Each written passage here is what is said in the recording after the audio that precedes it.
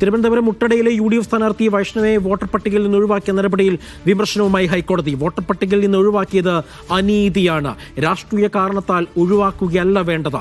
Voter പട്ടികയിൽ ഉൾപ്പെടുത്താനുള്ള നടപടിയെടുക്കണമെന്നും ഇല്ല എങ്കിൽ അസാധാരണ അധികാരം പ്രയോഗിക്കുമെന്നും ഹൈക്കോടതി പറഞ്ഞു. അഹമ്മദ് മുജതബയുണ്ട് വിവരങ്ങൾ നൽകാനായി. മുജതബ, ഈ വൈഷ്ണവിയുടെ പേരുവെട്ടലുമായി ബന്ധപ്പെട്ട് വലിയ തരത്തിലുള്ള ഒരു പരാമർശമാണ് ഹൈക്കോടതി നടത്തിയിരിക്കുന്നതും അതും രൂക്ഷമായ വിമർശനം. ഇത് അനീതിയാണ് എന്ന് ഹൈക്കോടതി പറയുന്നു. എന്താണ് ഹൈക്കോടതിയുടെ കൂടുതൽ പരാമർശങ്ങളുടെ വിവരങ്ങൾ? 24 വയസ്സുള്ള പെൺകുട്ടിക്ക് ഒരു സാങ്കേതിക കാരണം പറഞ്ഞ് മാത്രം തെരഞ്ഞെടുപ്പിൽ മത്സരിക്കാനുള്ള സാധ്യത ഇല്ലാതാക്കരുത് എന്നൊരു മുന്നറിയിപ്പ് കൂടി കോടതി നൽകുന്നുണ്ട്. എന്തെങ്കിലും ടെക്നിക്കൽ റീസൺ ഉണ്ടെങ്കിൽ അത് മാത്രം പറഞ്ഞ് അത് കാരണമാക്കി ഇതിൽ നിന്ന് ഒഴിവാക്കരുത് എന്നാണ്. മാത്രമല്ല, കോടതിയിൽ ഉന്നയിക്കപ്പെട്ട ചില പ്രധാനപ്പെട്ട വാദങ്ങൾ കഴിഞ്ഞ ദിവസം SIR-മായി ബന്ധപ്പെട്ട് പോലും വിതരണം ചെയ്ത ഫോമിൽ ഇവരുടെ ഈ ഇപ്പോഴുള്ള ഇവർ ഉന്നയിക്കുന്ന ഈ അഡ്രസ്സാണ്. അതുകൊണ്ട് ആ അഡ്രസ് ഇല്ല എന്ന് ഒരിക്കലും ഒരു പരാതിയായി ഒബ്ജക്ഷനായി കാണാൻ കഴിയില്ല. അവരവിടെ സ്ഥിരതാമസമാണ് എന്നുള്ളൊരു കാര്യം വസ്തുതയാണ്.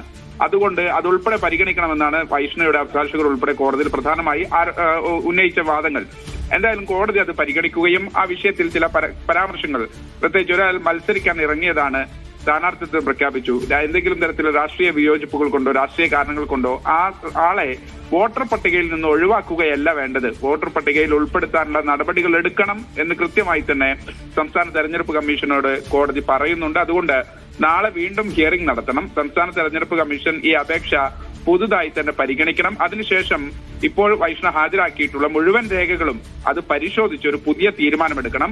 ഉണ്ടെങ്കിലും ഇല്ലെങ്കിലും നാളെ ഹിയറിംഗ് ആണ്. മറ്റന്നാൾ 19-ന് മുമ്പ് ഒരു ഉത്തരവിറക്കണമെന്നാണ് ഹൈക്കോടതിയുടെ ഇടക്കാല ഉത്തരവിൽ പറഞ്ഞിരിക്കുന്നത്. മാത്രമല്ല, ഈ വൈഷ്ണവയുടെ വിഷയവുമായി ബന്ധപ്പെട്ട് ഇപ്പോൾ പരാതിയിൽ ഹൈക്കോടതി നൽകിയിരുന്ന അപേക്ഷയിൽ ഈ പെറ്റീഷനിൽ പറഞ്ഞിരിക്കുന്ന അവിടുത്തെ ഒരു പ്രാദേശിക CPI നേതാവ് ധനീഷ് കുമാറിനോടും ഈ ഹിയറിംഗിൽ ഹാജരാക്കാൻ നിർദ്ദേശിച്ചിട്ടുണ്ട്. എന്തെങ്കിലും ഒബ്ജക്ഷൻ ഉണ്ടെങ്കിൽ അദ്ദേഹത്തിനും അത് ഈ ഹിയറിംഗിന്റെ സമയത്ത് ഹാജരാക്കാം. എന്തായാലും ഈ വിഷയത്തിൽ ഒരു പുതിയ ഉത്തരവിറക്കണം.